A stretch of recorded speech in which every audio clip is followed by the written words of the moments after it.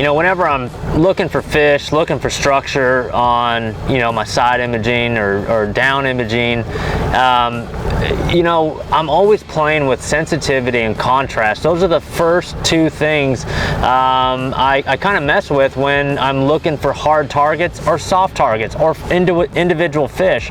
So out of the box, my Solix 12 comes sensitivity 10, contrast 10. Works great, phenomenal. Choose a color palette and just go to work. There are times though when I go to a sediment-filled river or a crystal clear deep water reservoir where the two different waters are different densities and different sediment content. So a lot of times when I launch on Lake A, you know, pull out and go to Lake B, I'll kind of mess with the sensitivity and contrast a little bit. And basically what I like to do, basic rule of thumb, whether it's a Solix or a Helix unit, is I grab the sensitivity and I back it off just a hair, 9 or an 8 from the factory 10, and then I'll bump the contrast up maybe 1 or 2 clicks. And basically essentially what I'm looking for, whether it be grass or rock or docks or whatever I'm looking at, when I see that real hard contrast, I like that pink and yellow color palette.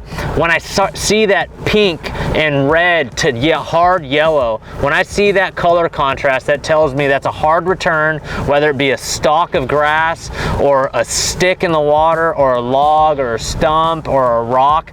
Those contrasting colors tells me it's a hard return. So I'll constantly play with it, go 1 or 2 clicks up at a time, depending on the body of water I fish. So again, out of the box, it's great at 10 and 10, but I will play with it 1, 2, 3 clicks depending on the body of water I'm fishing.